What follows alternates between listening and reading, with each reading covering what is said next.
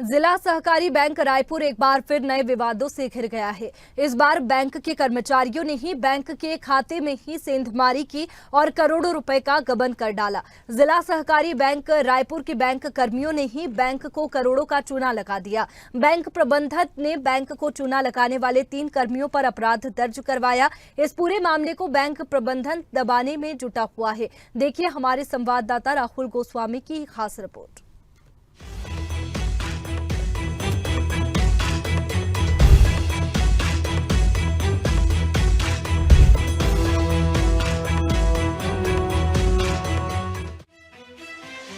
कम ब्याज दर पर आरबीआई व्यवसाय करने के लिए सहकारी बैंकों को पैसा देती है। चैनल ऐसा है, आरबीआई 2% ब्याज पर एपेक्स बैंक को और एपेक्स बैंक 2% जोड़कर सहकारी बैंकों को, सहकारी बैंक 2% जोड़कर सोसाइटीज को और सोसाइटियां 2% जोड़कर किसानों को पैसा देती हैं। प्रत्येक सहकारी बैंक एपेक्स बैंक से प्राप्त पैसे में से 60% तो सोसाइटीज को देती है, लेकिन 40% पैसे को विभिन्न बैंकों में जमा रखती है। जिन प्राइवेट बैंकों में ये पैसा रखते हैं वे बैंक सहकारी बैंक के अधिकारियों को अलग से पैसे देते हैं। ये कहानी अलग है, फिर भी कभी बताऊंगी।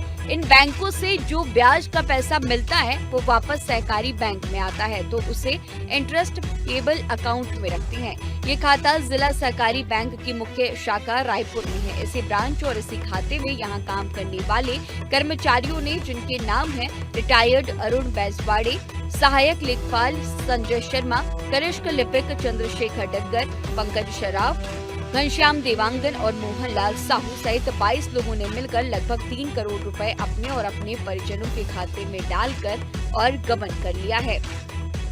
जिला सहकारी बैंक रायपुर में हम खड़े हैं। इस बैंक में कर्मियों ने करोड़ों रुपए का घोटाला किया। बैंक के इंटरनल अकाउंट में कर्मियों ने डाका डाला और 3.5 करोड़ रुपए से ज्यादा घोटाला कर दिया। बैंक के कर्मियों ने उन पैसों को अपने संबंधितों के खाते में ट्रांसफर किया। उन पैसों से अय्यासी की, घड़ियां खरीदी, महंगे गाड़ियां खरीदी, प्लाट खरीदे।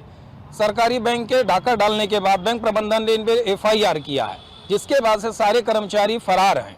अधिकांश कर्मचारियों पे सस्पेंशन की गई, पर कुछ कर्मचारी अभी सस्पेंशन नहीं हुए हैं। जिला सहकारी बैंक प्रबंधन इन पे कार्रवाई कर रहा, पर वो कार्रवाई जो खाना पूर्ति की दिख रही है। हमने इस विषय में बैंक के CEO से बात करने की भी कोशिश की, पर उन्होंने कार्रवाई तो की, पर ऑन द कैमरा कुछ भी कहने से वो मना कर रही हैं। इस मामले में थाना मौदापारा रायपुर में दिनांक 12 सितंबर 2023 को FIR क्रमांक 200/23 दर्ज की गई, लेकिन अब तक कोई भी सुराग पुलिस को नहीं मिल पाया है। आखिर देर क्यों हो रही है? ये घोटाला सामने आया कैसे? लगभग 1 साल पहले बैंक के इंटरनल ऑडिट के दौरान कर्मियों के निजी खातों में लाखों रुपए ट्रांसफर हुए थे। गड़बड़ी की आशंका से बैंक ने 2 अफसरों की कमेटी बनाकर जांच की, तब जाकर ये मामला खुला है।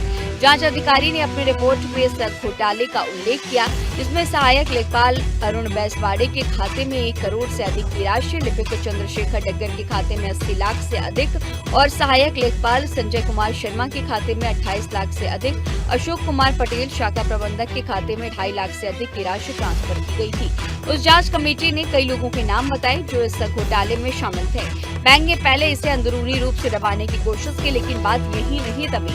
बैंक के तत्कालीन चेयरमैन रहे पंकज शर्मा के प्रयासों से FIR दर्ज हुई थी। उन्होंने भी कहा कि भ्रष्टाचार की हद है, जब रक्षक ही भक्षक बन जाए तो कार्रवाई जरूर करनी चाहिए। करोड़ों के घोटाला करने वाले आरोपितों पर मौदापारा थाना पुलिस शुरू से ही मेहरबान रही है। तत्कालीन थाना प्रभारी ने तो नियम विरुद्ध इस गबन के मामले को संवेदनशील बताकर ऑनलाइन FIR को ब्लॉक करके रखा है, ताकि कोई इस FIR को न ही देख सके और न ही निकाल सके। जबकि महिला, बच्चों और जातिगत मामलों में ही FIR को संवेदनशील बताकर ब्लॉक करने का नियम है।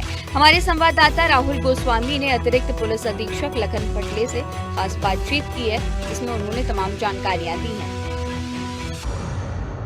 मौदापारा अंतर्गत सितंबर 2023 में एक धोखाधड़ी का मामला दर्ज हुआ था, जिसमें जिला सहकारी केंद्रीय बैंक में 52 लाख रुपए की धोखाधड़ी का मामला सामने आया था। इसमें FIR दर्ज था। चंद्रशेखर डग्गर, संजय कुमार शर्मा, अरुण बैसवाड़े जो जिला केंद्रीय बैंक के कर्मचारी थे, इन्होंने 52 लाख की धोखाधड़ी की थी। अपेक्स बैंक से जैसे ही रकम जिला सहकारी बैंक में आता था तो इन्होंने विभिन्न खातों में इसको ट्रांसफ़र किया और अलग अलग माध्यमों से निकाला था। तो इस प्रकार से इसमें विवेचना चल रही है और अपराधियों की पतासाजी की जा रही है। इनके घरों में दबीज दी गई थी, पिछले दिनों आवश्यक कार्रवाई की जा रही है। कुल मिलाकर मामला गंभीर है। बैंक में 7 सालों से घोटाला होता रहा, पर इसकी जानकारी न तो पासिंग अधिकारी को पता चली है और न ही तत्कालीन बैंक मैनेजर को और न ही बैंक के सीईओ को। बैंक में हर साल ऑडिट करने वाले ऑडिटर फर्म भी गड़बड़ी नहीं पकड़ सके हैं। घोटाला उजागर होने के बाद आरोपितों को बचाने का भी सिलसिला जारी है। इन सभी बातों में कई लोगों की भूमिका संदिग्ध है, जिसमें एक कर्मचारी नेता है मोहनलाल साहू, जो एक गार्ड के रूप में नौकरी में लगा हुआ है और अब सहायक लेखपाल बन गया है। इसके खिलाफ अनेकों शिकायतें हैं, पर कर्मचारी नेता होने के चलते कार्रवाई नहीं होती।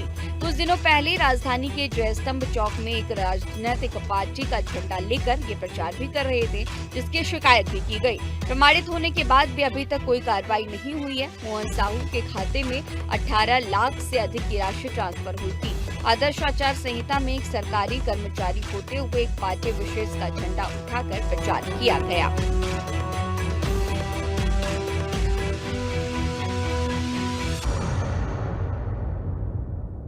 दिनों में इस मामले में और भी खुलासे होंगे। स्वदेश टीम की पड़ताल के बाद से उन आरोपितों की धड़कनें बढ़ गई है। पुलिस की जांच भी तेजी आ सकती है। इस मामले को लेकर स्वदेश की टीम सहकारिता मंत्री से भी आगामी दिनों में बात करेगी। जब तक इस पूरे मामले में कार्यवाही नहीं हो जाती, स्वदेश की टीम लगी रहेगी। आने वाले दिनों में और भी नए तथ्य इसमें सामने आएंगे। कैमरा पर्सन विनोद के साथ राहुल गोस्वामी, स्वदेश न्यूज, रायपुर।